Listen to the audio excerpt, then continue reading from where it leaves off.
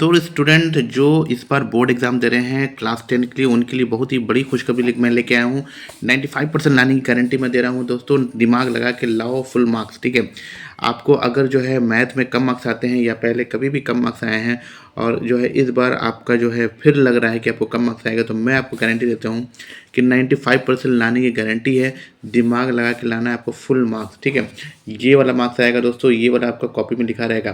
कैसे लिखा रहेगा वो मैं बताऊँगा आपको, लेकिन उससे पहले मेरी शर्त है कि सिर्फ कमज़ोर स्टूडेंट ही इस वीडियो को देखेंगे।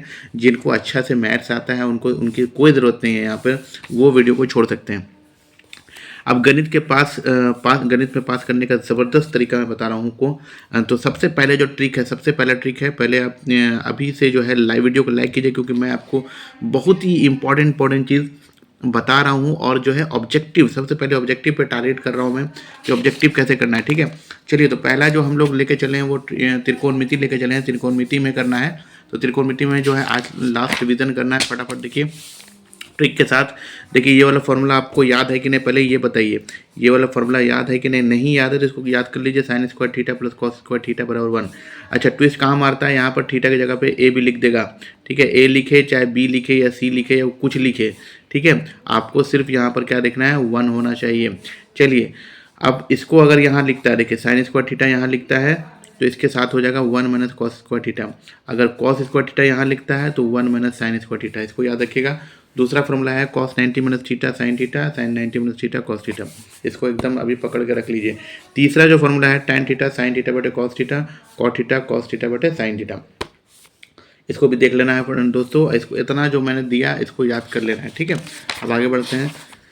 अगला जो है जो दिया हुआ है वो है A x square plus B x plus सी बराबर 0, ठीक है, जिसमें कि बी स्क्वायर माइनस 4ac 0 होता है, ठीक है। इसको भी याद कर लेना है दोस्तों। नेक्स्ट ट्रिक जो है वो ये है कि इस तरीके की संख्या अगर आपको मिले कि 0.12 फिर 112 1113, यानी बढ़ते चला जा रहा है। यहाँ पर देखिए 1 1, यहाँ पर 2 1, यहाँ पर 3 1, यहाँ पर 4 1, तो ये अपरिमेय संख्या होती है, आंख बंद करके लिखना है। दूसरा एक और मैं बता दूँ, पाए भी अपरिमेय संख्या होती है। पाए अगर आपको लिखना है तो वो भी अपरिमेय संख्या होगी। पाए अपरिमेय संख्या याद कर लीजिए। चलिए आगे देखते हैं।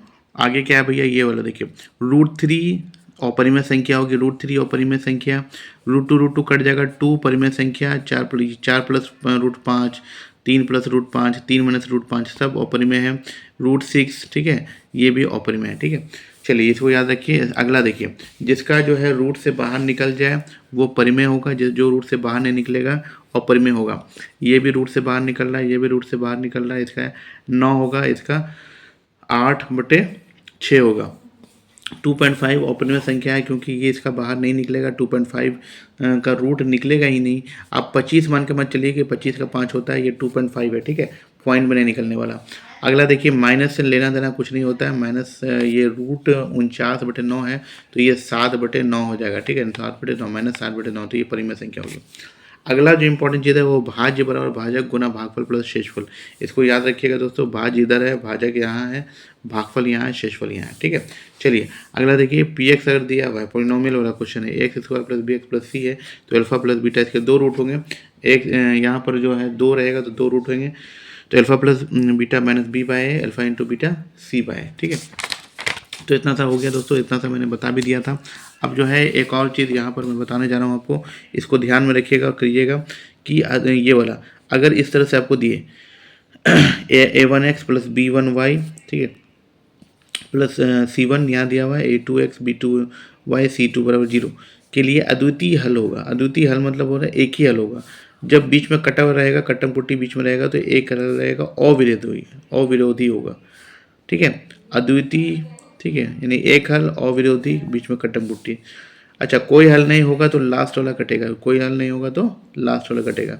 मेरे साथ याद करते चले जाइए। अनंत हल होंगे तो भैया तीनों बराबर होगा और आश्रित होगा।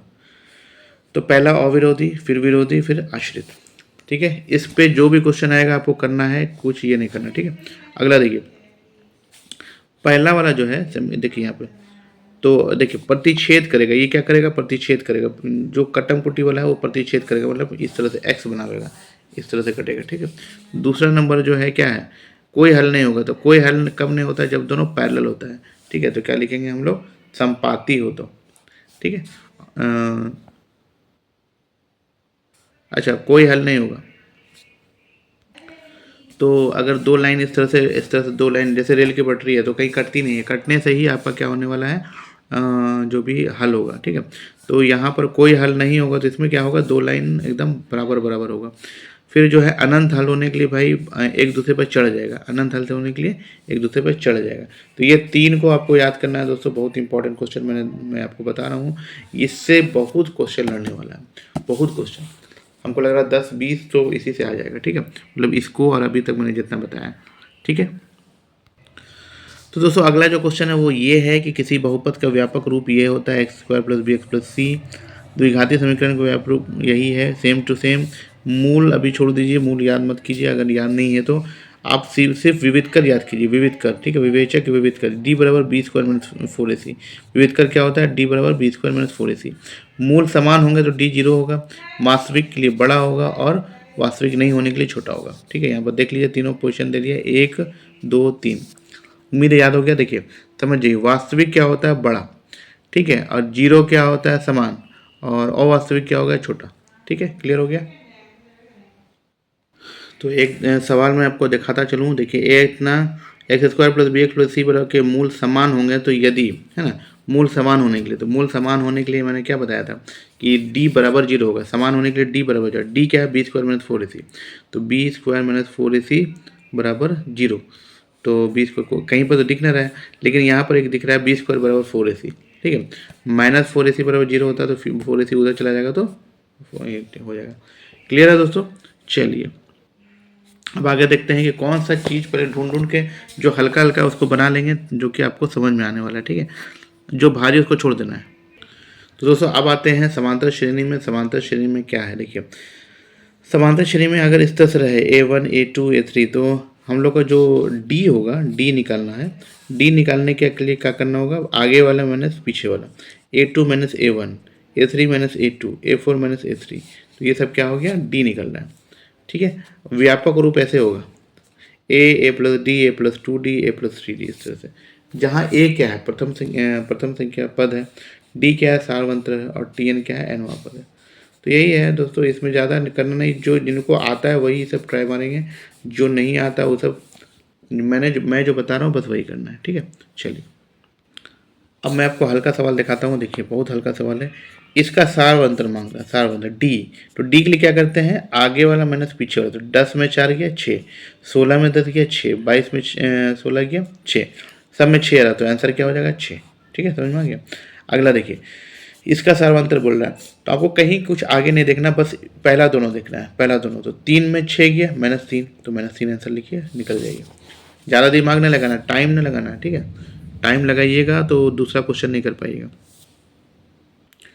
क्वेश्चन देखिए इजी वाला आ गया यहाँ पे। यदि एपी का प्रथम पद ए और पदांतर डी हो तो एन पदों का योगफल क्या होगा। एन पदों का योगफल दोस्तों यही वाला होता है, n/2 2a n-1 into T.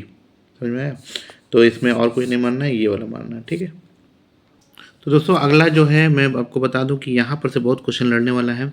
तो मान से बहुत क्वेश्चन लड़ता है, जिसमें tan जो है 30 और tan 45 और tan 60, ये सब का मान जरूर पूछता है।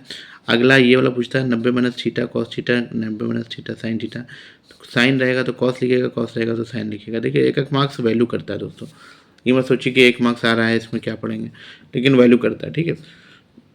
चलिए चलिए अब ट्रिगो देख लेते हैं। ट्रिगो में क्या करना है, देखिए ट्रिगो में क्या है कि ये दो ठो दिया रहेगा, इन दोनों के बीच की दूरी मांगेगा। तो याद रखिएगा दोस्तों, x2 माइनस x1 का whole square, y2 minus y1 का होल स्क्वायर, ठीक है। इसमें 1 माइनस 2 भी कर सकते हैं, 2 माइनस 1 भी कर सकते हैं, क्योंकि स्क्वायर है, कोई फ़र्क नहीं पड़ता। ये डिस्टेंस फार्मूला है, ठीक है, ये डिस्टेंस फार्मूला है, यानी कि दो बिंदुओं के बीच में डिस्टेंस मांगेगा तो यही फार्मूला लगाना है, ठीक है। चलिए अब दूसरा है कि मध्य बिंदु वाला फॉर्मूला। तो x1 plus x2/2, y1 plus y2/2, तो ये हो गया। तो यही सब है दोस्तों। तो आज ज़्यादा नहीं पढ़ना, जितना हम पढ़ा रहे उतना ही पढ़ना, पास करने वाला काम करना है, ठीक है। तो दोस्तों अब मैं एक चीज़ और बताने वाला हूँ आपको। वो चीज़ ये है कि जो भी क्वेश्चन आपको लिखना है तो उसको पहले खूबसूरत रंग से उसका आंसर तैयार कीजिए, ठीक है। और अगर आपको नहीं भी आता है तो स्टेप वाइज मार्किंग होता है, तो स्टेप के वजह से आपको मार्किंग मिलेगा। इसलिए जितना आपको आता है उतना लिखिए, ठीक है। स्टेप को जैसे क्या दिया हुआ है, क्या फॉर्मेट है, ठीक है। दिया है, जैसे कुछ दिया हुआ है तो दिया है इतना, ठीक है। उसके बाद आप अपना सॉल्यूशन लिखिए। तो और दूसरी चीज़ है कि जो आपका ऑब्जेक्टिव है इसको पूरा भर के आना है, इसमें कुछ छोड़ना नहीं है, पूरा कंप्लीट जितना बोल रहा है 50 बोल रहा है 100 बोल रहा है, जितना बनाना है बना करके आना है। बाकी शॉर्ट क्वेश्चन लॉन्ग क्वेश्चन को करना है बाद में, पहले कोशिश करना है जितना ऑब्जेक्टिव बन जाए उतना बन जाए। उसके बाद जो है शॉर्ट को टच करेंगे, शॉर्ट बन जाएगा फिर लॉन्ग को टच करेंगे। इस तरीके से पहले कर लेना है, फिर उसके बाद जुगाड़ वाला काम करना है। जुगाड़ वाला काम जो नहीं आ रहा उसको भी किस तरह भरें। क्वेश्चन नीट जो आंसर शीट है वो नीट एंड क्लीन होनी चाहिए। और सबसे बड़ी बात कि जो आपका ओमार शीट है वो अच्छे से भरा होना चाहिए। ओमार शीट भरने के लिए मैंने बता दिया पिछले वीडियो में, तो उम्मीद आपको सब कुछ समझ में आ गया। तो दोस्तों best of luck for your examination. कल फिर मिलेंगे आपको नेक्स्ट वीडियो के साथ। आज जो है मैथ की अच्छे से तैयारी कर लीजिए और उम्मीद है कि आप लोग पढ़ रहे होंगे अभी। चलिए मिलते हैं अगले वीडियो में, तब तक के लिए टेक केयर, बाय बाय।